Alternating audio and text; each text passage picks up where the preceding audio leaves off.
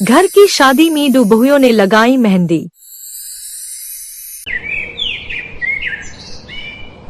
अनामिका बहुत ज्यादा खुश थी क्योंकि एक हफ्ते बाद उसकी इकलौती बेटी की शादी जो होने वाली थी।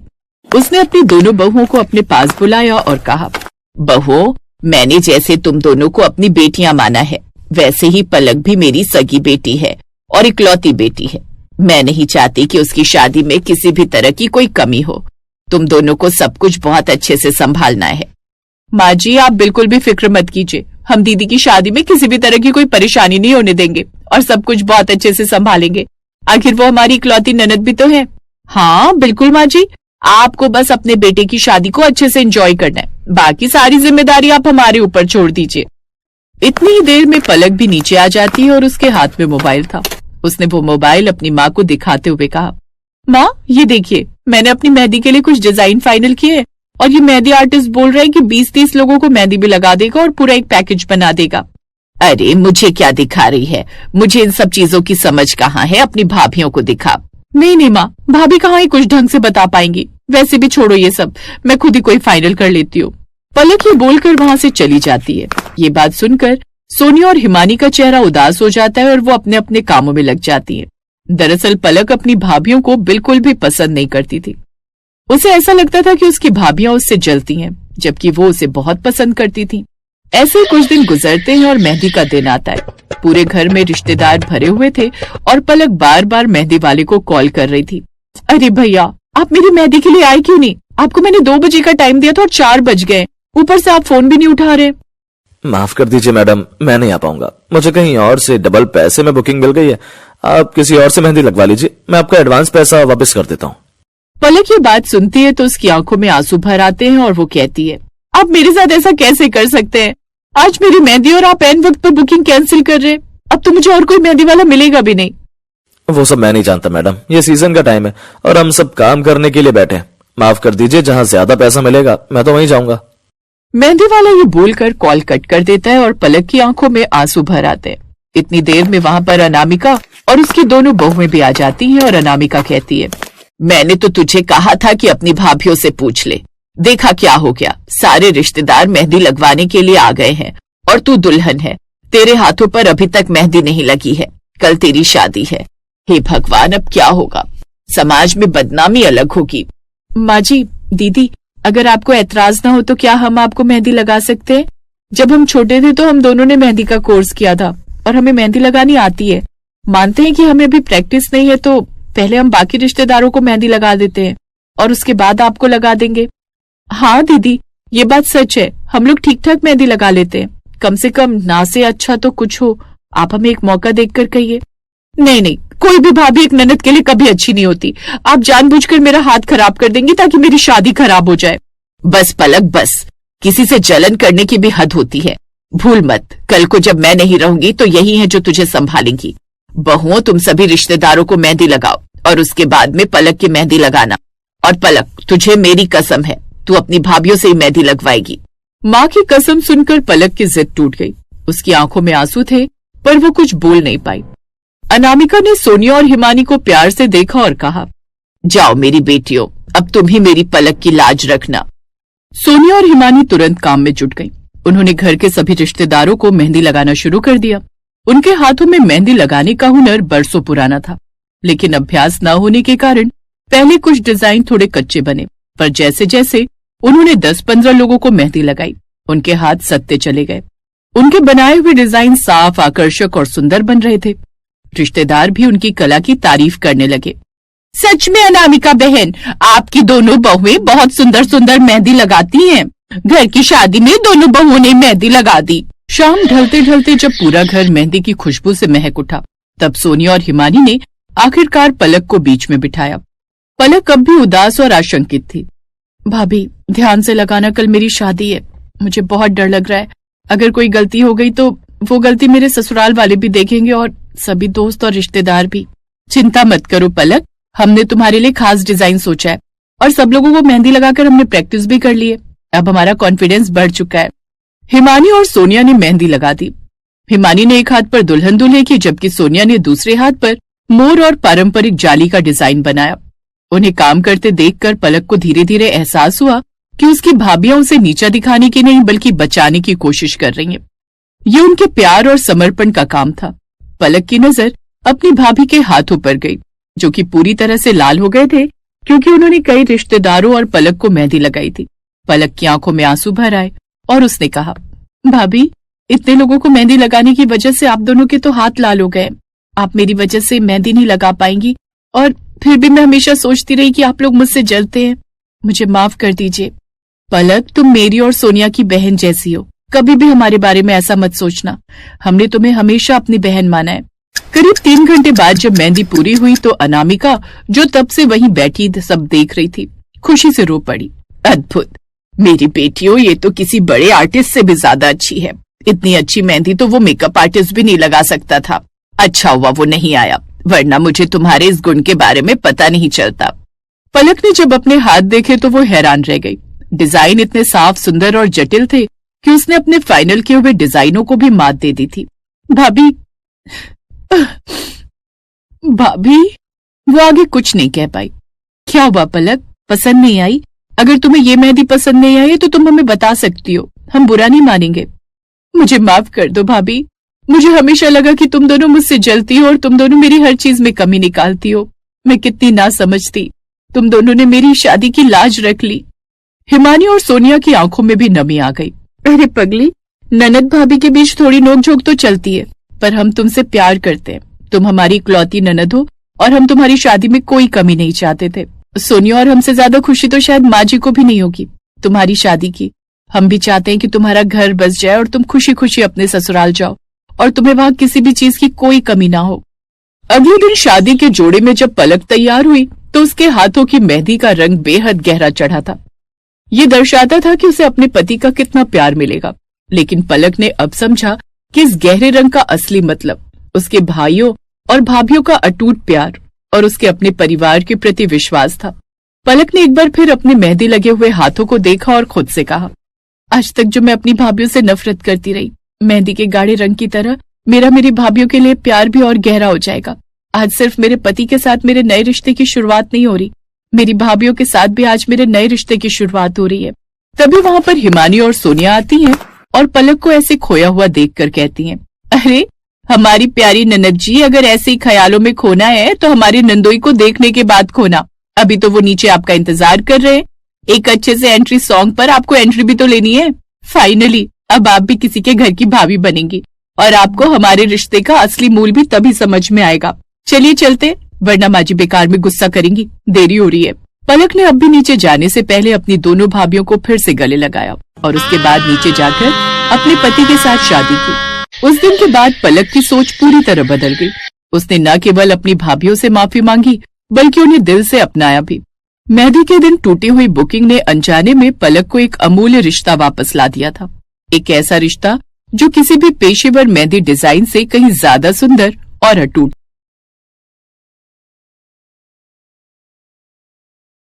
शर्मा परिवार में काफी खुशियां थी। हर तरफ चहल पहल थी और उनके घर में चहल पहल होती भी क्यों नहीं। आखिर रजनी की बहू श्वेता जो आ रही थी। अरे ये लाइट इस तरह क्यों लगी हुई है? भैया जरा इस लाइट को ठीक से लगाओ। और हाँ, यहाँ गेंदे के नहीं बल्कि गुलाब के फूल होने चाहिए। आखिर मेरी हवेली की बहू आ रही है। पहली बार इस घर में शादी हो रही है, वो भी मेरे बेटे की। दरअसल शर्मा हवेली में रोहित की पहली शादी थी। सभी लोग शादी की तैयारी में व्यस्त थे। आज हल्दी का दिन था और हल्दी वाले दिन सभी लोग बिल्कुल चमक दमक वाले कपड़े पहनकर हल्दी की तैयारी कर रहे थे। पर तभी जब काजल ये देखती है कि सभी ने अलग अलग तरह के कपड़े पहने हैं तो वो गुस्से में बौखलाते हुए सबसे कहती है, ये क्या, आप लोगों ने हल्दी वाले दिन ये चमक दमक वाले रंग बिरंगे अतरंगी कपड़े पहने? आप लोगों को पता है ना कि हल्दी वाले दिन येलो कलर पहनना था, फिर भी आप लोगों ने ये क्यों पहना? ठीक है काजल, कोई बात नहीं, ये सब लोग गांव के हैं, इन्हें नहीं पता शहर के तौर तरीके। अब तुम इतना मत भड़को और चलो अपने भाई की हल्दी की रस्म को एंजॉय कर। माँ बिल्कुल ठीक कह रही है काजल, इतना भड़क मत और एंजॉय कर। इनकी वैसे भी इस पुरानी हवेली में पहली बार शादी हो रही है,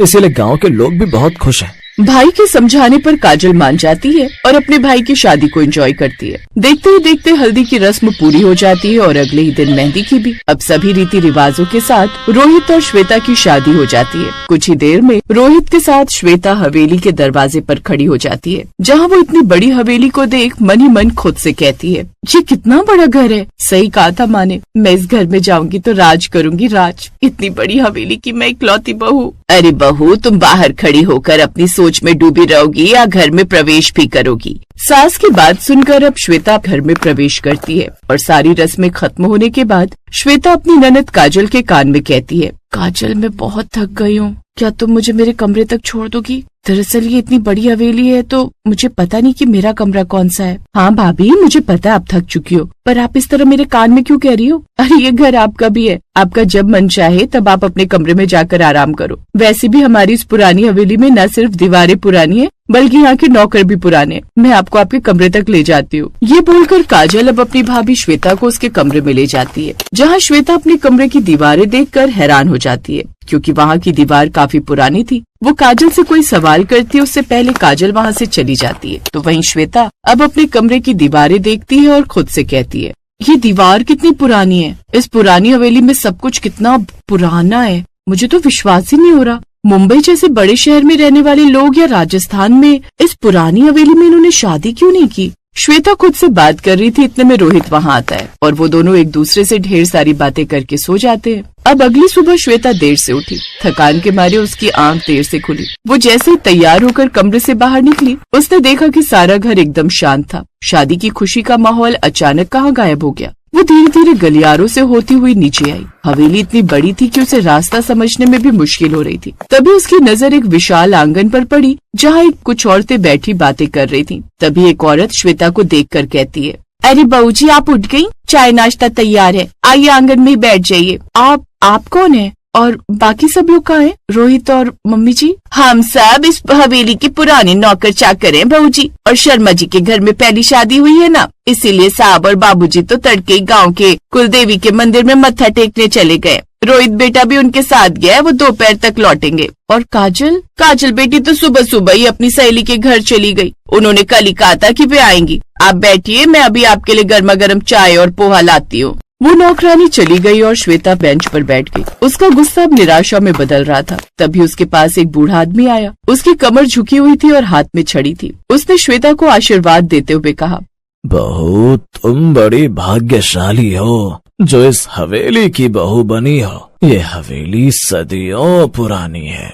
गांव में इसे पुरानी हवेली ही कहते हैं। इसके हर पत्थर में इतिहास है। इतिहास नहीं, बस धूल और जर्जरता है। इस हवेली की नींव पता है कब रखी गई थी? आज से तकरीबन 300 साल पहले। तब ये रियासत का एक छोटा सा ठिकाना हुआ करता था। शर्मा जी के पूर्वजों ने इस हवेली को कभी नहीं छोड़ा। उनका मानना है कि हमारे पुरखों की आत्माएं और उनका आशीर्वाद इसी मिट्टी में बसता है। श्वेता को काजल की बात याद आई। हमारी इस पुरानी हवेली में न सिर्फ दीवारें पुरानी बल्कि यहाँ के नौकर भी पुराने हैं। तो क्या आप भी यहाँ बहुत पुराने, मतलब कब से?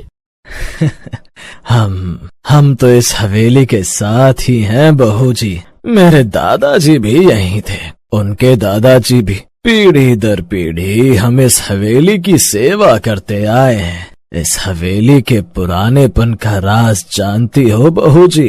राज? कैसा राज? राज ये है कि इस घर में किसी भी तरह का आधुनिक बदलाव पसंद नहीं किया जाता।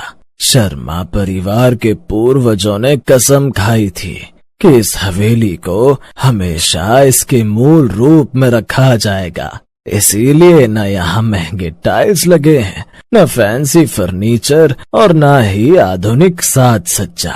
उनकी बात सुनकर अब श्वेता को बात समझ में आ गई। रोहित का ब्रांडेड पहनावा और बड़ी बड़ी बातें सिर्फ दिखावा थी, लेकिन उसकी पारिवारिक जड़ें गहरी थी। पर रोहित को तो मुंबई की लाइफ बहुत पसंद है, फिर वो यहाँ।